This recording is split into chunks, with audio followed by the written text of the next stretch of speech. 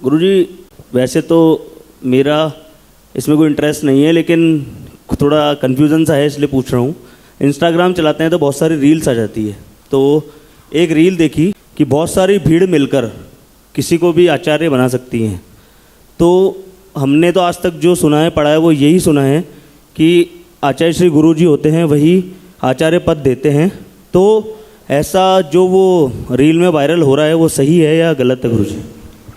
अब देखिए, current affairs है, मुझे नहीं पता किसने कहा, मतलब मैं फैक्ट कह रहा हूँ। ये प्रश्न मैंने तुमसे पूछवाया तो नहीं ना भैया? नहीं तो अभी कट के डल जाए बोले महाराज जी ने पूछवा दिया।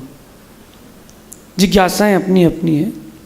आचरण देने का अधिकार उसको ही है जिसके पास आचरण होता है।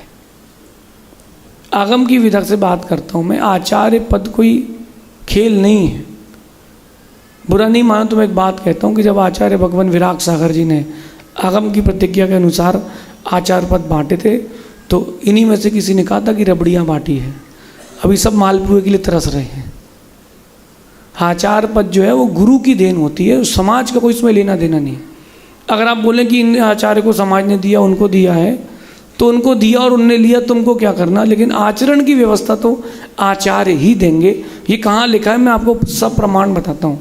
मूलाचार की गाथा नंबर 188 179 पहले भाग में पी दम्मो दिड़ दम्मो दुध धरियो ऐसा करके गाथा आई है। उस गाथा में लिखा है कि आचार्य जो होते हैं वो कैसे होते हैं, तो उन्होंने कहा प्रिय धर्म, धर्म प्रिय होता है और धर्म में दृढ़ होते हैं। आगे एक पंक्ति आई है, शिष्य नुग्गह कुशलो। अपन आचार भक्ति पढ़ते, शिष्य नुग्गह कुशलो, वो शिष्य के अनुग्रह में कुशल हैं। और वो अनुग्रह कैसे करते हैं, तो टीका में लिखा हुआ है, टीका भी 1000 साल पुरानी, आचार उपाध्याय आदि पद दान दे करके शिष्य का अनुग्रह करते हैं। तो मैंने तो ये पढ़ा है, बाकी अब आज का पता नहीं। आजकल तो बहुत कुछ हो जाता है, जो चाहे वो कर लेता है। लेकिन आगम में ये परिपेक्ष नहीं है कि 4 लोग मिल करके, किसी भीड़ मिल करके किसी को आचार्य पद दे दे। कहीं ऐसा नहीं हो जाए कल भीड़ मिल करके अरिहंत पद भी दे दे। कल कहीं भीड़, अच्छा मैं कहता हूँ कि सब मिल करके निर्णय कर ले कि हमारे वार्ड का यही पार्षद है, तो क्या हो जाएगा? चुनाव वही करेगा जो अधिकारी होगा। आचार्य इसके अधिकारी हैं और आचार्य ही अपने शिष्यों को आचार्य बनाते हैं। अभी जब तक गुरुजी आचार्य पट्टाचार्य नहीं बने थे, उन्होंने किसी को उपाध्याय आचार्य पद नहीं दिए थे। लेकिन आचार्य श्री के पट्टाचार्य बनने के बाद उन्होंने उपाध्याय भी बनाए हैं, है ना। उपाध्याय विशेष सागर जी, उनको उपाध्याय बनाया। और भी आचार्य श्री ने कहा था कि जो जो योग्य होंगे, जिनके पास शिष्य समुदाय होगा, ज्ञान का संग्रह होगा, चारित्र दृढ़ होगा, उनको भी और आगे बढ़ाएंगे, ऐसा गुरुजी ने कहा था। तो मेरा समाज से भी कहना है कि आप ऐसी गलती कभी ना करें। यद्यपि जिसको देना है वो देगा और जिसको लेना है वो लेगा, उससे हमारा कोई लेना देना नहीं है।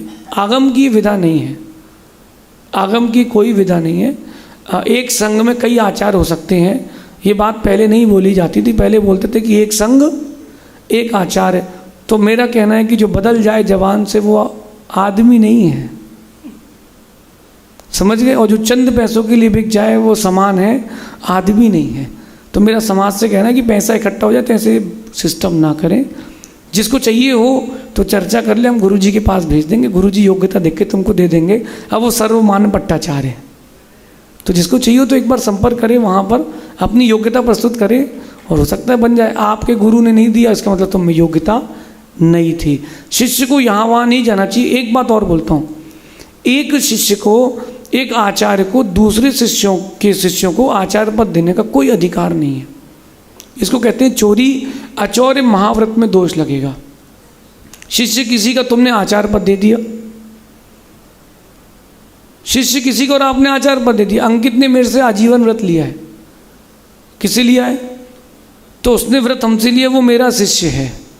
अब किसी और ने किसी और से लिया है और वो मुझसे दीक्षा लेना चाहता है, माना कि एग्जाम्पल लेते हैं, तो पहले अपने गुरु की परमिशन लेके आओ, पत्र लिखवा करके लाओ कि गुरुजी मैं इससे दीक्षा लेना चाहता हूँ इनसे, और गुरु उसकी अनुमति देंगे तो आगे विचार किया जाएगा। शिष्य की चोरी करना भी गलत है।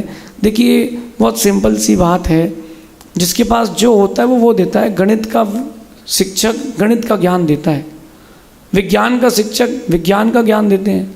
तो जिनके पास आचरण होता है वो आचरण देते हैं। अब मेरे को बताओ, अगर आचार पद कोई समाज देगी तो संस्कार कौन करेगा? जो बोल ही लेगा कि पंडित जी पंडित जी बोलेंगे आचार्य भव, तो ये पंडित बैठे, हाँ देखो अब 1 2 3 प्रतिष्ठाचार्य बैठे इसमें भी, ये तीनों प्रतिष्ठाचार्य हैं। एक कर्नाटक के, एक बुंदेलखंड के, एक राजस्थान के हैं। कहीं आपने पढ़ा कि एक सामान्य कपड़े वाला संस्कार दे सकता है? नहीं दे सकता। अब जो हो चुका है मैं उसकी बात नहीं कर रहा, अपन वर्तमान की बात कर रहे हैं। तब आचार्य नहीं थे, अब हैं तो अपन जल्दीबाजी क्यों करें? योग्यता होगी तो मिल जाएगा। अब आप बताओ कि उसमें संस्कार कौन करेगा खड़े होके कि हाँ ये आचार्य, मैंने बोली ली मैं आचार्य पद के संस्कार करूँगा, ऐसा नहीं होता। पट्टाचार्य पद, जो पद गुरु जी का हुआ, वो आचार्य पद नहीं था, वो पट्टे पर सुशोभित होना था, उसकी कोई संस्कार विधि ही नहीं थी। पाद प्रक्षाल आदि करके और अनुमोदना करके उसको ग्रहण किया जाता है। आचार्य पद की पूरी दीक्षा होती है, केस लुंचन होते हैं, उपवास होता है। गुरु उनको 1 महीने पहले से, कुछ समय पहले से प्रायश्चित ग्रंथ पढ़ाते हैं। उसके बाद उनकी पूरी संस्कार विधि के साथ उनकी आचार्य दीक्षा होती है। अंगूठे में केसर आदि के द्वारा संस्कार किए जाते हैं। ये आगम की विधा है। बाकी जिसको जो करना करे। ये मेरा उत्तर किसी व्यक्तिगत व्यक्ति रूप में टिप्पण नहीं है, मैं आगम के परिप्रेक्ष्य से आपने पूछा तो बताया। अच्छा लगे तो जिनागम, बुरा लगे तो क्षमा करना। हमारा किसी व्यक्तिगत कोई द्वेष नहीं है, लेकिन समाज को आचार पद देने की कोई भी अनुमति नहीं है। अब कल के दिन फिर समाज के लोग मिलकर दीक्षा भी देने लगेंगे। मुनि दीक्षा लो भैया आओ, किसको चाहिए 11,000 लिखाओ, मुनि दीक्षा लो जाओ।